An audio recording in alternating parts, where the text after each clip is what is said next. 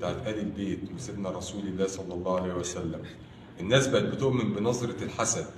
يقول لك عضة أسد ولا نظرة حسد. ولكن دلوقتي احنا بنتكلم عن نظرة المدد اللي أدخلت الغافلة في الحضرة وحولت قلوب أو صخور القلوب إلى خضرة. نحن نؤمن بآل البيت ونظرة المدد منهم، لأنهم لقربهم من سيدنا النبي وقرب سيدنا رسول الله صلى الله عليه وسلم من الله سبحانه وتعالى.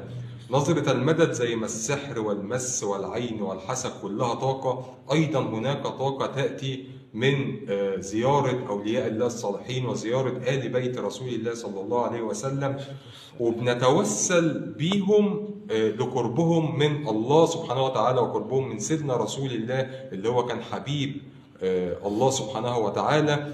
وزي ما الحسد والمس والسحر والعين مذكورة في القرآن، أيضا نظرة المدد ونظرة المدد الطاقي ومدد الخيرات والبركات أيضا من آل بيت رسول الله صلى الله عليه وسلم. نحن كما نؤمن بنظرة الحسد التي أدخلت الرجل القبر، نؤمن أيضا بنظرة المدد التي حولت أو أدخلت الغافلة في الحضرة وحولت صخور القلوب إلى خضرة، كما جاء في سورة الفلق: قل أعوذ برب الفلق من شر ما خلق ومن شر غاسق إذا وقب ومن شر النفاثات في العقد ومن شر حاسد إذا حسد. أيضا نؤمن بنظرة المدد: يا أيها الذين آمنوا لا تقولوا راعنا وقولوا انظرنا.